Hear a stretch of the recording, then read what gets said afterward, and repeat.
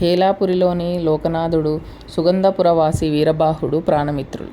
ఇద్దరికీ గల ఒకే ఒక వ్యసనం మద్యపానం.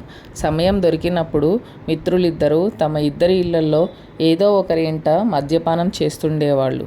ఒకనాడు లోకనాథుడు వీరబాహుడికి, మిత్రమా, నా భార్య పుట్టింటికి వెళ్ళింది. ఇంట్లో మద్యానికి కొదవలేదు. ఈ రాత్రి నువ్వు వస్తే ఆనందాంబుదిలో తెలియాడవచ్చు అని కబురు పంపాడు. ఆ రాత్రి వీరబాహుడు లోకనాథుడి ఇంటికి బయలుదేరబోతూ చీకటి రాత్రులవ్వడం వల్ల వెంట ఒక లాంతరు తీసుకొని మరీ ప్రయాణం కట్టాడు.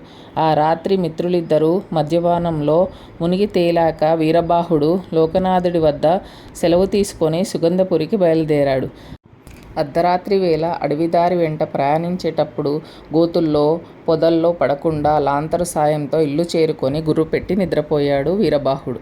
అయితే ఇంకా బాగా తెల్లవారకుండానే లోకనాథుడి నౌకరు తలుపు తట్టి వీరబాహుడికి లోకనాథుడు పంపిన ఒక చీటీ ఇచ్చాడు. అందులో, మిత్రమా, రాత్రి అడవిదారున ఏ పాము కాటుకో గురికాకుండా ఇల్లు చేరావనుకుంటాను.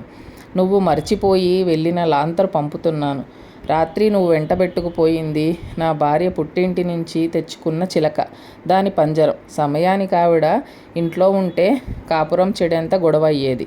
నువ్వు పాముకాటుకు గురికాకుండా నేను ఏకాకిని కాకుండా ఉండేందుకుగాను ఈనాటితో మద్యపానానికి స్వస్తి పలుకుదాం అని ఉన్నది.